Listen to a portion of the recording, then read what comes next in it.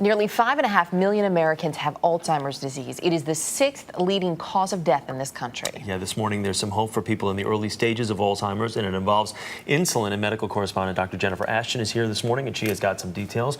We're not used to hearing encouraging news and significant breakthroughs here with Alzheimer's. So what does this study basically divulge at this point? Keywords here, you guys: cautious optimism. This is a very small pilot study done out of the University of Washington in Seattle. They looked at about just over 100 people with early stage Alzheimer's, dementia, or mild cognitive impairment, divided them into some groups, gave some of them insulin spray in the nose daily, and followed them for a short period of time, 4 months, found that those who had insulin actually showed an improvement in their memory and brain function. Now, we have to caution here, as you guys have heard me say many, many times in medicine, we like big numbers, we like long follow-up, much more research needs to be done, but this was encouraging results, although it could have occurred by chance. It could have occurred by chance, but maybe not. So what was the thinking of the connection between the insulin and Alzheimer's dementia? Well, the hormone insulin, we know, is very important for our whole body function, but in people with any type of degenerative brain disorder, Alzheimer's, dementia being the most common, there is impaired glucose function.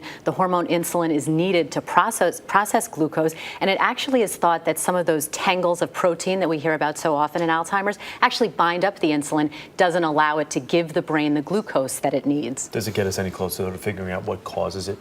Still multiple factors involved, Chris, and we've heard those again and again. It's not just one thing. So things like age, very important. Family history is a risk factor. Past brain trauma, repetitive concussions. Your genetics, certain genes are involved in increasing the risk for Alzheimer's. And then that heart-head connection. People with diabetes, high blood pressure, obesity, anything that negatively impacts on your cardiovascular health, not good for your brain either. As we mentioned, though, even with cautious optimism, this does offer a little bit of hope. So does this mean that Alzheimer's patients could start this kind of therapy?